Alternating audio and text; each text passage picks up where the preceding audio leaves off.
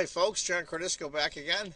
Round 3 of the Showdown in St. Louis, the $100,000 match between Nakamura from the US and Aronian from Armenia. This is an interesting game. It's Grunfeld, Nakamura's white, Aronian's black. Let's get to it.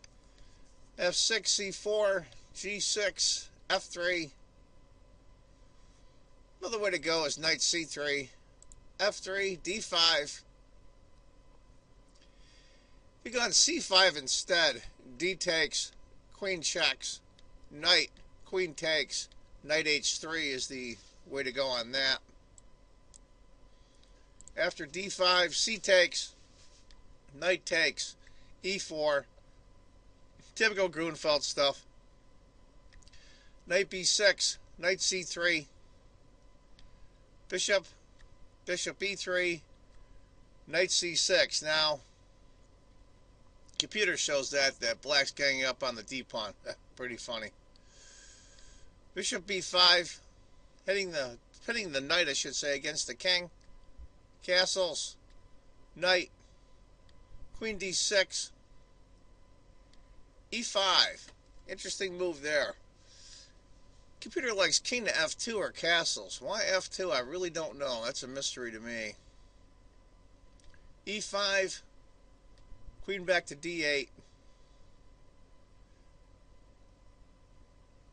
Knight F4 looks interesting. Bishop takes, doubling up the pawn.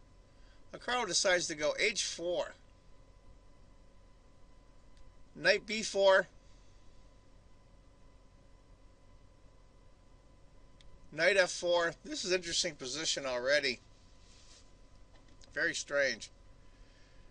Knight and F4 usually in this part of the opening, even before white castles, is very unusual. Knight to D5, forcing the trade of knights. Queen to D2. Obviously he wants to get bishop down here. Bishop E6. What to do, what to do? Bishop H6, of course. Bishop takes, Queen takes.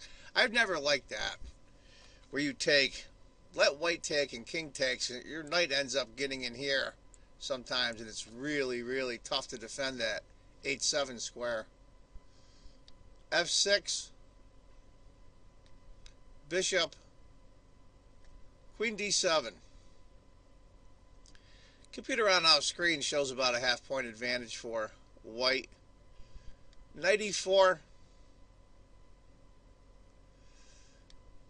Knight here. Now it starts getting crazy. This position is a lot more complicated than it looks. Not only is the knight now threatening to come here, this pawn's up for grabs. Rook C1. Bishop takes, rook takes. What to do, what to do? Knight to D5. That's a really good spot for that knight. There's nothing to chase it off but the other knight. Rook to C5. Interesting. This is a move that was criticized a little bit by the commentary team, especially Grandmaster Ashley. Of the top 4 moves on the computer, that's the 4th move, and they're all close in score. B3 was the choice of the computer. Or King F2. Carl decided to go Rook C5. B6, chasing the rook. Now this is the one that Carl missed. See if he can find the move that he missed here. Stop the video and do some calculating. Go all out for his king and see what you come up with. And Carl went Rook to C4. The computer liked H5.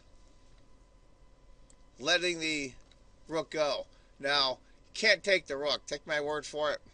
If you want to go through and analyze it, sure. Feel free. Move the rook back. Queen B5. Now black's got some chances. E takes. We've gone rook to C2 instead. Rook comes over, E6. Bishop checks. Rook D2. Queen C4. Barely an advantage for white. After E takes, B3, shoring up the rook. Queen to D2 check. Queen takes. Rook A to D8. Rook C6. That's a good spot for that rook. F5. Chasing that really good knight off. Knight C3. Knight to B4. Tiny advantage for black. Carl kind of let it slip a little bit. And you could tell during the game he thought he really had attack against black's king, and it just petered out. Rook takes. King C1. Rook F7. Rook takes. King takes. He's pretty much winding down now. A3 to kick the knight. Tiny advantage for black. Not nearly enough to win. Symmetrical position. Knights. Rook D3. Knight B5. They're just going through the motions here, frankly. A takes. Look at those. Look at these pawns. How cool is that? Quadruple pawns. King to C2. Rook D6. And that's where they decided to call it a draw. So this is round 3 of the showdown in St. Louis. $100,000 in prize money. $60,000 for the winner. $40,000 for, I should say, the loser. Second place. 40 G's to lose is pretty good as well. So they're tied now. Each with a winner to draw. They do a little different scoring system. 4 points for a win. 2 points for a draw. So they each have 6 points now. One more round of classical chess to go. And they play 15 games of blitz. And the winner gets a point each for that. And the winner of the total combined between the blitz and the classical, put it together, and that's who determines the winner of the $60,000. Anyway, folks, there it is, round 3. I hope you liked it. Now, it looked like it was pretty much going for a Carl, and then it just kind of petered out. And that's the way it goes sometimes. You know, you got to play the positions you get. Anyway, folks, I want you all to remember, if you think chess is just a game, you're not playing it right. Take care, folks. Bye-bye. Thanks, Jen. With Grandmaster Hikaru Nakamura, welcome back to the show, Hikaru. Today's game was interesting in the sub-variations. It was like those plots, subplots that could have happened but never happened on the board. Take us through this game. The opening seemed quite interesting, like you went for it with H4. Were you surprised by his choice of the Grinfell? A little bit. I wouldn't say I was overly surprised. I thought he might try it out, so I kind of just figured I'd play something I know. But I mean, I wouldn't say that I was expecting. I had prepared something light against it. And okay, Grunfeld didn't surprise me. Going this knight c6 with queen d6, I hadn't really looked at it in a while, so I kind of just decided to just play at the board essentially. I mean, I knew that e5 was not the main line, but I just couldn't remember what it really was. So that's kind of why I just played e5 and h4, and then it was quite interesting. It was. We got this position on the board, very exciting position. You went into a big think after knight to b4. Can you share some of your thoughts on this position? Yeah, well, I mean, I think it's why we both used time. Levon used a bunch of time after on queen d7, and I used a bunch of time in this position. I think it's because we were calculating the same thing. Because basically the problem is you have to check and see whether, I mean, h5 works. h5 or d5 and h5. There's some tactics, but in this position, h5 doesn't work. I mean, because as Levon explained, h5 knight c2. Right, there's no place to put your well, king. Exactly. No, but it's not trivial. King f2, queen d4, king g3. I mean, it's still very, very tricky. And now g5. And I don't know. Maybe the computer finds a draw. But I mean, I saw bishop e6, king h8, and I mean, I thought I could be in trouble here, because on e takes f6, if black plays e takes f6, for example. Well, okay, maybe I just missed something, but at any rate, it was very complicated. I wasn't really sure. The king is not exactly secure over here. Yeah, so that's why I didn't do that. But I mean, I thought what I did in the game was fine. It's just, I mean, the thing is somehow I missed this h5 move. I mean, this is we got to a wild position right here. You played rook c5 and b6, and this move h5 was on the board. Did you see it? Did you see this move right now, yeah, or I mean, I saw what was the purpose for rook c5 and rook c4? Well, if I don't go to c5, I think I'm just losing. Maybe not losing, but knight b6 is an extremely unpleasant threat. So I that was thought the reason you needed to put something on b6. to provoke b6. But somehow, I mean, I guess we both just missed this idea of knight g5 because I mean I saw the other one which loses, which is g5, e takes f6, e takes f6, rook g5, rook d5, sorry, queen d5, knight f6, rook f6, queen f6, rook e8, king f2, and rook e6.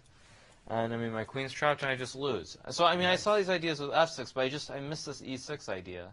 That's a beautiful line.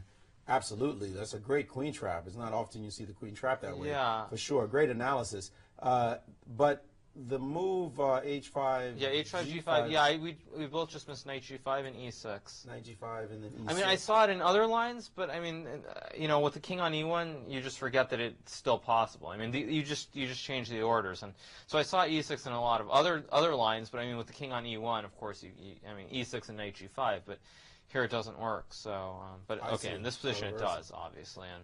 Well, I mean, we were wondering what, you know, it turns out that this line is actually probably not so simple. Rook, no, I should have seen it, though. I rook should have c5, b6, that h5 can be responded to.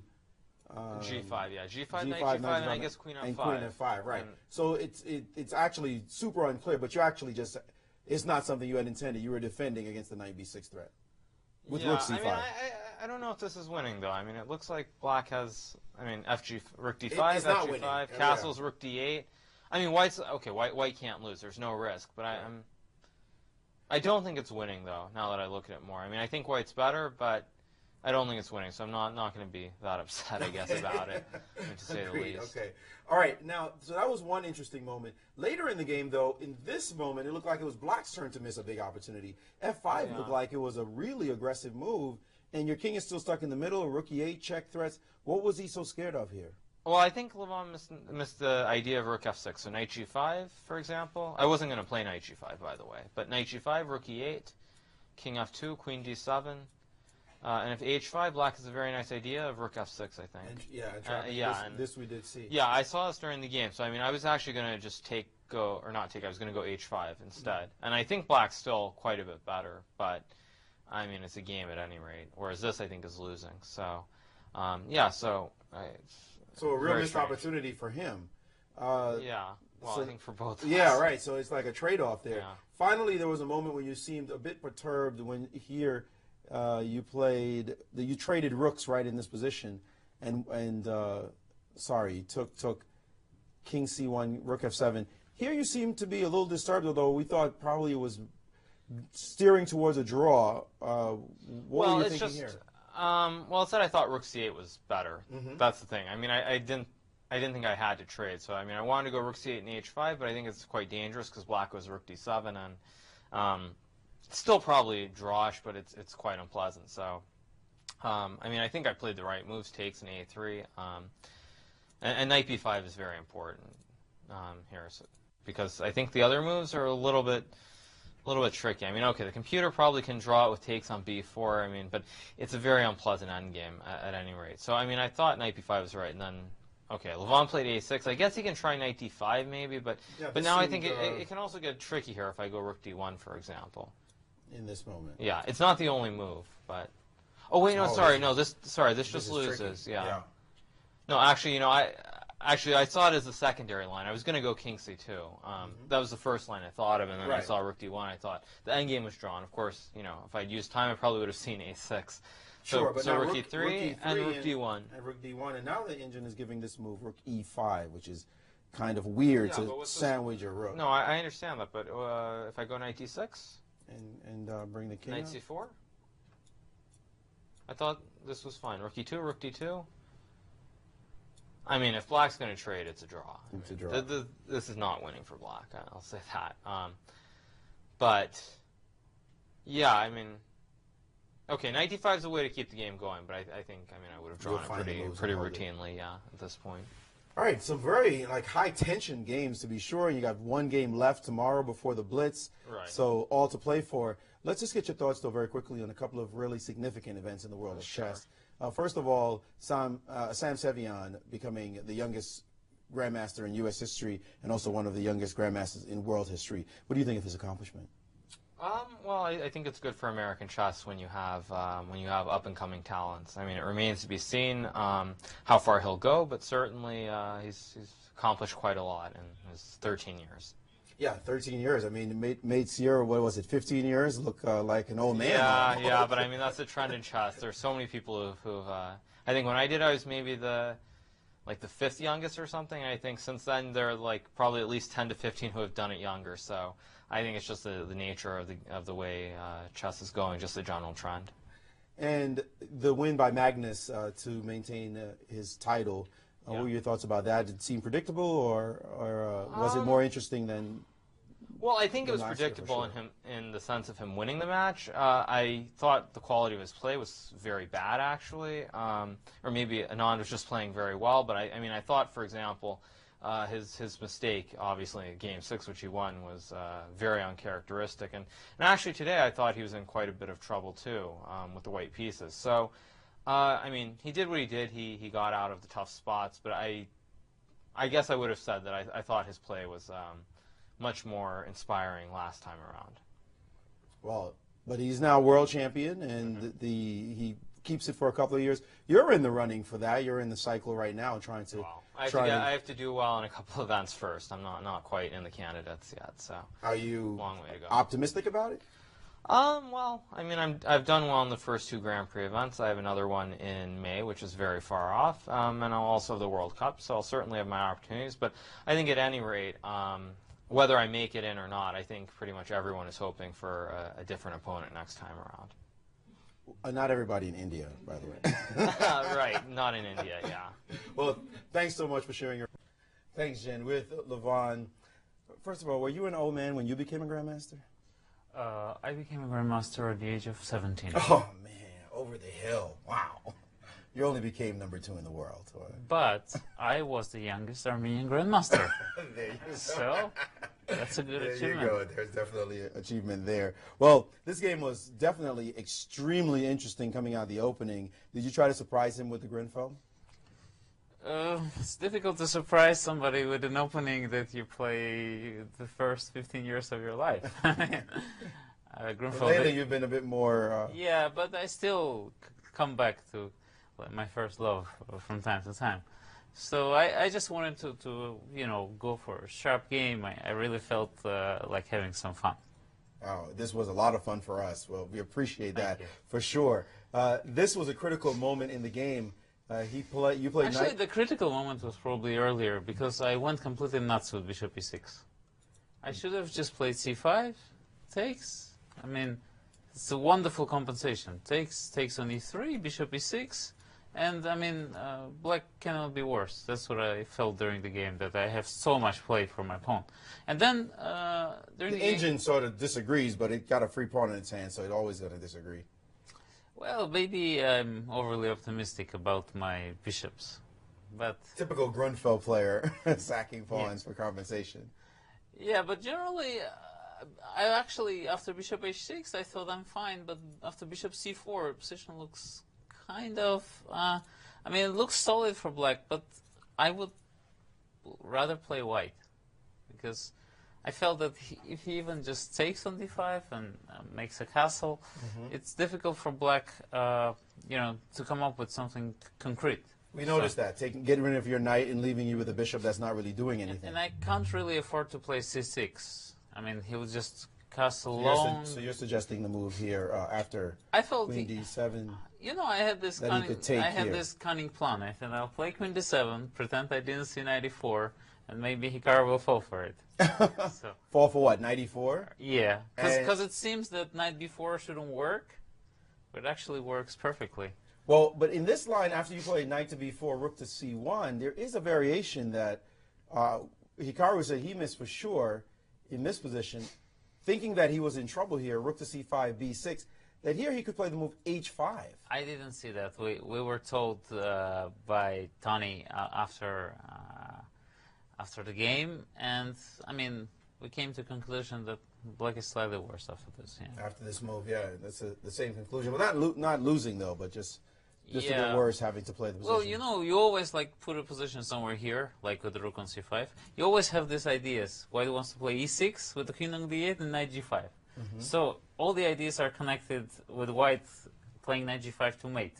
Right. And to play knight g5 just to gain some material, it's kind of unusual for this position. I see. But I should have played rook d8, and I think, I mean, I'm not in trouble.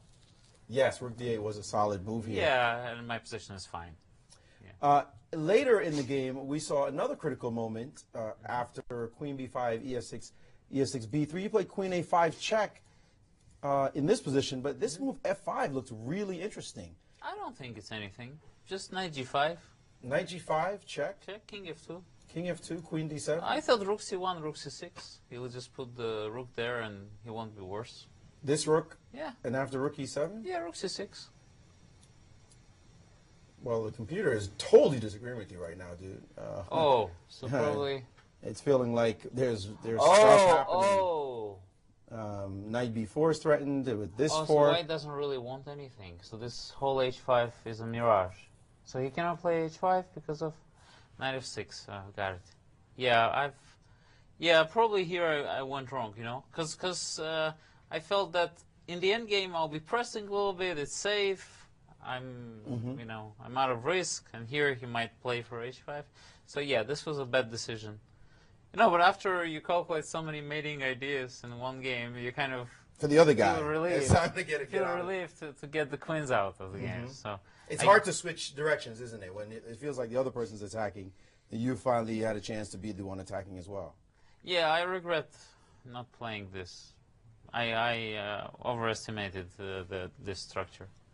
Okay, so then you got to this end game. Was the end game just a simple draw? Yasser was virtually apoplectic when you guys took a draw. And honestly, I was excited at the start, but then after knight c3 and king c1, I thought that it's very, very little for me. Right here, he traded an a3. I mean, he can simply take ab. It's also a dead draw.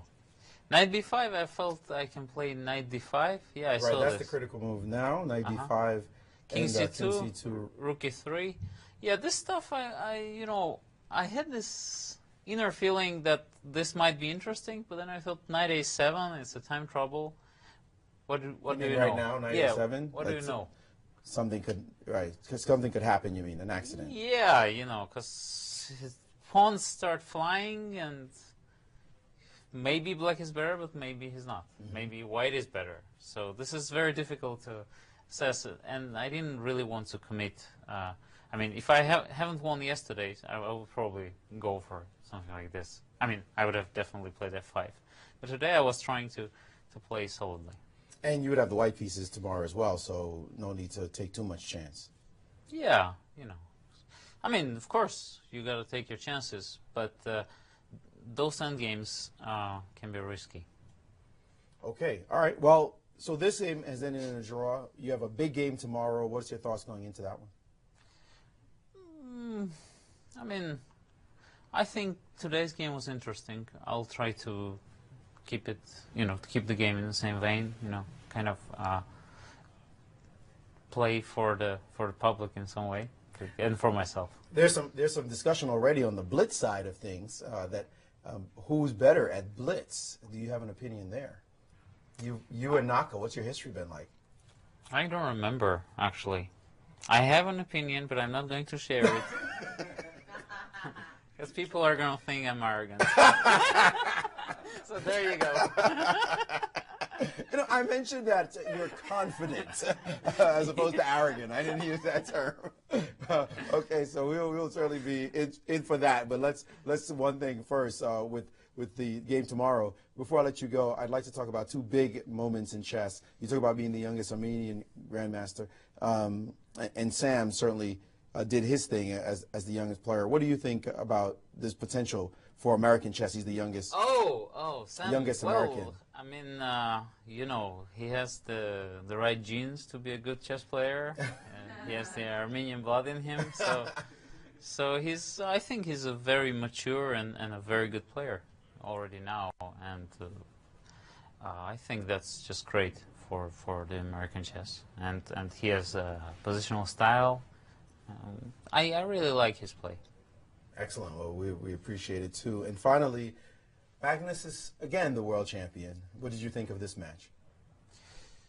Okay, I thought that Vichy was better prepared this time. I mean, but it's difficult for him still to play against Magnus, because Magnus is just a player of different generation. You know, after all, chess advances, and it's like if you look at it, greatest players in the world, I consider Kasparov to be the greatest player in the world. But whenever I see him analyzing with players of the modern era, I can see that his understanding is very different, you know. So it's difficult for the players, even the greatest players in the world. Like if you had Michael Jordan playing with current players, he wouldn't also be the greatest, probably. Chicago fans are screaming right now. I mean, it's still, the game develops, so that's why I think I thought that it would be difficult for him to fight with Magnus. And as the history shows, I mean, he has a bad score against the players of this generation. And the quality of the match itself, what do you think? I thought it was pretty good, because I mean, in the World Championship match there is no quality. I've never seen a World Championship match with quality games. It's very rare. Really? Because of course there's two best players playing against each other, but they're over prepared. You know, they work so much, so they commit easy mistakes during the game because they're not fresh. So I don't think I ever saw a really, really good game during the World Championship match. Really good game, a really good match. It's a really good game with both players playing extremely well, like it would happen in a regular tournament. Are you saying we should just throw away the World Championship? No, I'm not saying that. I'm just saying that you can't really expect those players who have so much pressure on them to perform their best. Interesting. Oh. Well, we thank you very much for your opinion. Thank It's you. always interesting and always fun. Good luck in your last game. Thank you very much. Grandmaster Levon Aronian, after a very interesting game in this last game of his match, and